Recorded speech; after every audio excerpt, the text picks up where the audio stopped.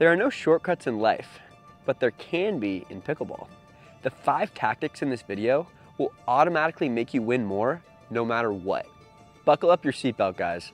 If you're trapped in 3.0 to 4.0 prison, I'm here to break you out. But before we get into our first tactic, I want to say that 80% of you watching this video aren't subscribed to our channel. That means you're going to miss a lot of really important tips and strategies that are going to help you win in 2023 with the ever-evolving rule changes. If you haven't already heard, the spin serve has been banned for 2023 play. Good riddance. That means you'll need to find a new serving strategy if you want to keep your opponents on their toes. What the spin serve taught us is that getting free points on your serve can be the difference between a win and a loss. The number 5 tactic on our list is to mix up your serve. I will say, this tactic is especially effective in the 3.0 to 4.0 range. What I mean by mix up your serve is to alternate between different types of serves rather than using the same serve every time. This makes it so your opponent can never be fully prepared for what you're going to do.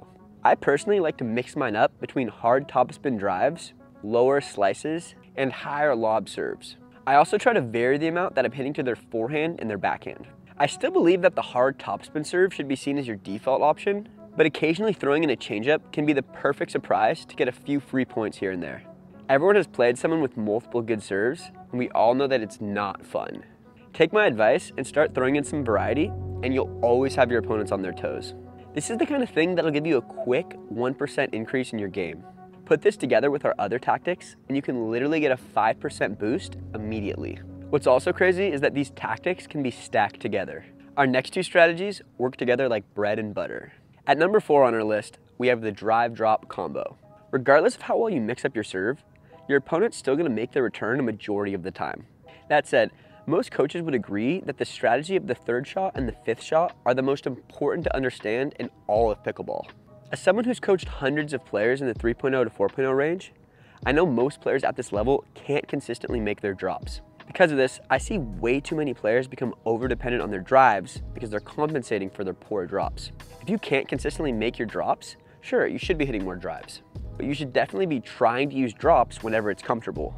The drive-drop combo is when you hit a drive that lures your opponent into hitting a shorter volley. On this shot, because it's shorter and easier, you use a drop that you can follow into the kitchen. This play is infinitely better than going for 2 reckless drives in a row. A key thing to think about here is that you keep your drive low. Obviously give yourself some margin, but the lower you can keep the ball here, the more likely they are to pop the ball up. If you can get them to hit it short, this is your ticket in. The drop should be way easier to hit in the transition zone. If they hit it deep, then you can still try this play again on the next drive. The reason I'm telling you this is because drops are not easy. It can take months to years of playing before you consistently make them in. This play can be your training wheels for figuring out how to implement the drop into your game.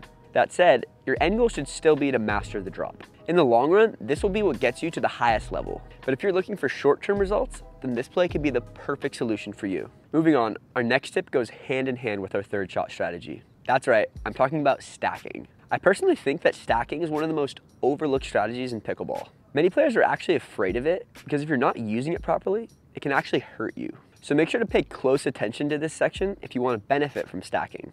Just think, regardless of who you're playing with, one player will be inherently better on one side. So why would they ever switch? Also, the more that player gets used to that side, the more dominant they will become. There's a reason that when you watch the pros, so many of them are using this strategy. I'm not going to go too deep into how stacking works. Just know that there are 2 main areas that you can benefit from it. The first and most important is if you favor one side when in a dinking situation. Think, if you can't hit a backhand dink to save your life, and it's your partner's best shot, you should probably play the right side every time. This way, most of the shots will come to you as forehands, and they can guard your backhand with their forehand. The second way stacking can be beneficial is on the 3rd shot. Generally, the player that's serving on the inside will have a much higher likelihood of catching the 3rd shot. So you can organize your stacking to where the player with the better 3rd shot hits that most of the time. These are the kind of things that can make the world of a difference during a game. One thing I'll say, most random players at open play won't want to do this. But if you have a partner that you're comfortable with and play with a lot, send them this video so that you can master stacking together. This could really make you a better team. But actually guys, if you're liking these tactics so far, just wait till you find out what we have waiting for you at number 1. It's literally a necessity that every pickleball player knows it. But first, I want to talk about the most infamous shot on the list, the lob. Lobbing is the kind of thing that's ultra effective against certain types of players. More specifically, players that don't move well or that don't have good overhead technique. So definitely do not try this against me. Just kidding. I've personally been a victim of the lob plenty of times. And if you're watching this video, you probably have been too. That being said, there's no better feeling than doing this to your opponent and watching them turn around and run like chickens. The most effective time to go for a lob is when all 4 players are in a dinking situation. Try to go over the backhand side of whatever player you feel is worse at handling the shot. Going over the forehand side will make it easier for them to hit an overhead. The key is that you find the right height to where they can't reach it, yet it won't sail long.